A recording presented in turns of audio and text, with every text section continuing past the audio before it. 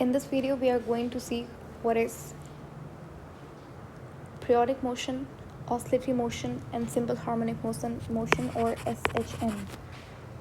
सबसे पहले हम बात करेंगे periodic motion के बारे में. ये तीनों ही different types of motions हैं, तीनों एक दूसरे से similar, कुछ similarities में है सब इन types के अंदर, लेकिन ज़्यादातर of course ये different type kinds है, तो इनमें differences क्या हैं वो उसके ऊपर focus करना हमारा main point होगा. अगर बात करें हम periodic motion की, तो एक ऐसा मोशन जिसके अंदर दो कंडीशंस आए.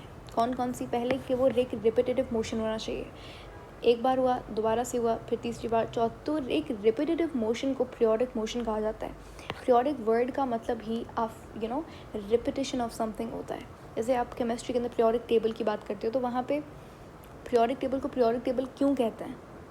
लास्ट वीडियो में जब मैंने आपको Hooke's law in terms of stress and strain बताया, तो मैंने बताया था आपको कि पीरियोडिक टेबल को पीरियोडिक टेबल क्यों कहा जाता है. तो उसके अंदर भी ऐसा ही होता है कि एलिमेंट्स जो है वो एक प्रॉपर्टी वाले, जैसे फर्स्ट ग्रुप है, ठीक है, तो एक प्रॉपर्टी वाले elements after fix number of elements दोबारा से वही एलिमेंट आता है.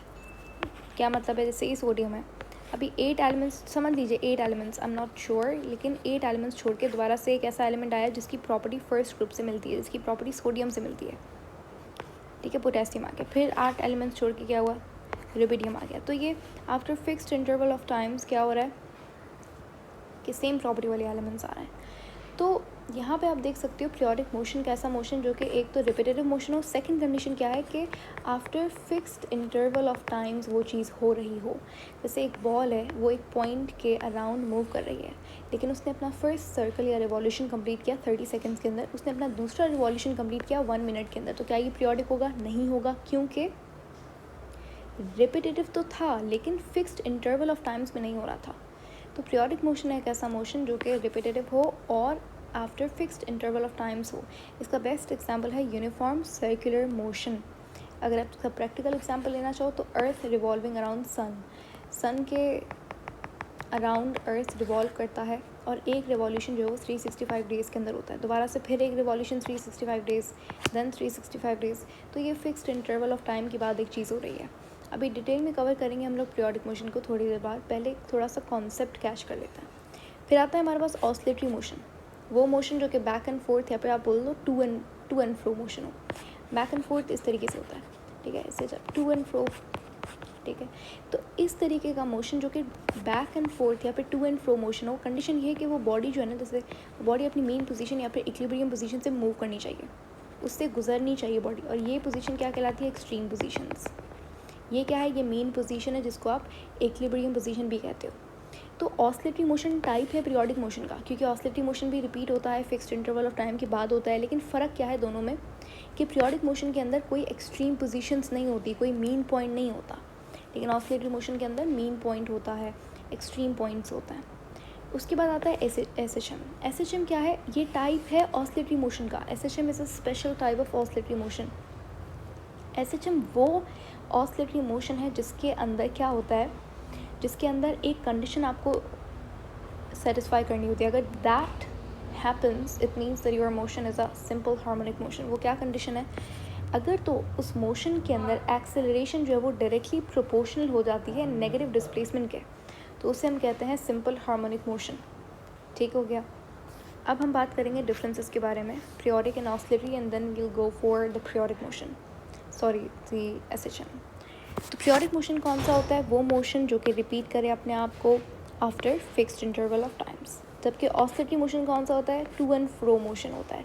एक पार्टिकल का to and fro motion about a mean position. About a mean position यानी कि जैसे एक मेरे पास यहाँ पे पेंडुलम है, बॉडी क्या कर रही है? टू एंड फ्रो जा रही है, टू एंड फ्रो जा रही है, लेकिन अपनी मेन पोजीशन, ये उसकी इक्विलिब्रियम अपनी मेन पोजीशन है, इसके अबाउट बॉडी मूव कर रही है, ठीक है. आइदर साइड का मतलब यही है, एक बॉडी यहाँ पे गई, फिर ये मेन पोजीशन, फिर यहाँ पे, तो ये आइदर साइड हो गई, दिस और दिस. उसके बाद देखो ऑसिलेटरी मोशन क्या है? टाइप ऑफ पीरियोडिक मोशन है, काइंड ऑफ पीरियोडिक मोशन. लेकिन दोनों में डिफरेंस क्या है कि इसके अंदर एक्सट्रीम पॉइंट्स होता है. या फिर आप ये कह सकते हो कि एक ऐसा पीरियोडिक मोशन जो कि दो एक्सट्रीम पॉइंट्स के दरमियान में बाउंडेड हो, उसको ऑसिलेटरी मोशन कहा जाता है. लेकिन पीरियोडिक के अंदर कोई भी मेन पोजीशन नहीं होती, कोई भी एक्सट्रीम पॉइंट्स नहीं होते. देखो इक्विलिब्रियम पोजीशन, मेन पोजीशन एक ही बात है. उसके बाद पीरियोडिक मोशन के अंदर कोई भी रीस्टोरिंग फोर्स नहीं होती, ऑसिलेटरी के अंदर रीस्टोरिंग फोर्स होती है। यहाँ पर स्टेबल इक्विलिब्रियम होता है, यहाँ पर स्टेबल इक्विलिब्रियम भी नहीं होता। तो ये कुछ डिफरेंसेस थे हमारे पास दोनों पीरियोडिक एंड ऑसिलेटरी मोशन के हवाले से। अब हम बात करेंगे एसएचएम के बारे में। तो देखो, एसएचएम जिसे आप सिंपल हार्मोनिक मोशन कहते हो, ये एक special type of oscillatory motion है जिसके अंदर एक कंडीशन आपको सेटिस्फाई करनी पड़ती है। वो क्या कि if the acceleration of the particle at any position is directly proportional to the displacement from the mean position, यानी कि एक पार्टिकल है जो कि ऑसिलेटरी मोशन कर रहा है, ठीक है।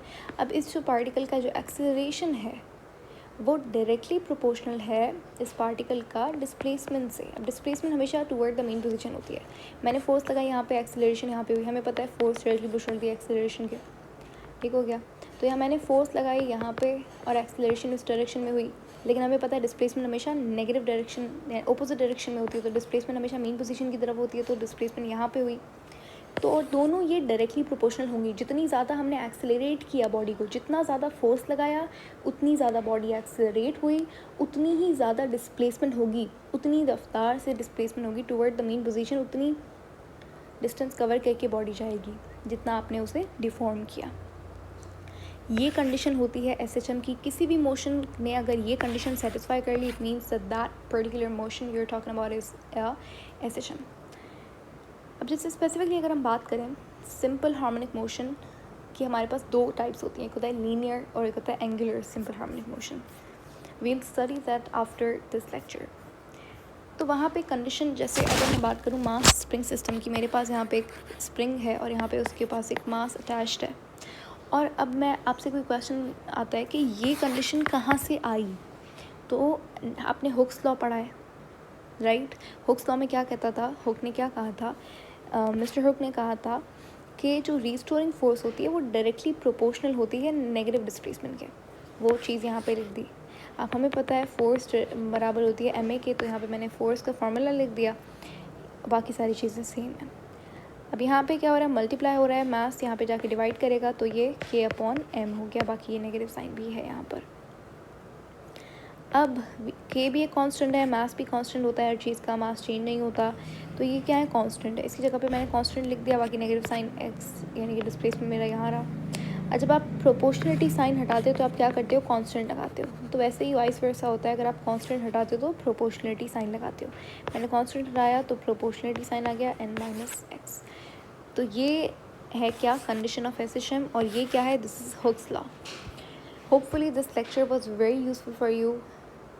अगर आपको सच में जानना था पीरियोडिक, ऑसिलेटरी और एसएचएम में क्या डिफरेंस होता है, क्योंकि सब बहुत कंफ्यूजिंग है।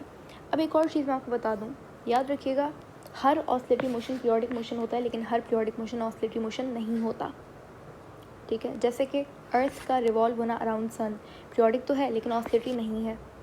यहीं अगर बात करें एसएचएम की, तो हर एसएचएम ऑसिलेटरी होता है लेकिन हर ऑसिलेटरी मोशन एसएचएम नहीं होता।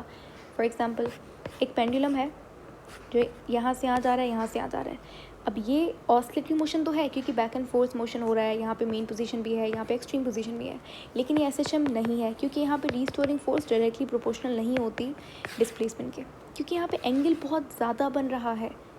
अगर मैं इस पेंडुलम को कुछ इस तरीके से मूव करूँ कि इसका डिस्प्लेसमेंट लीनियर हो, क्या हो, लीनियर हो,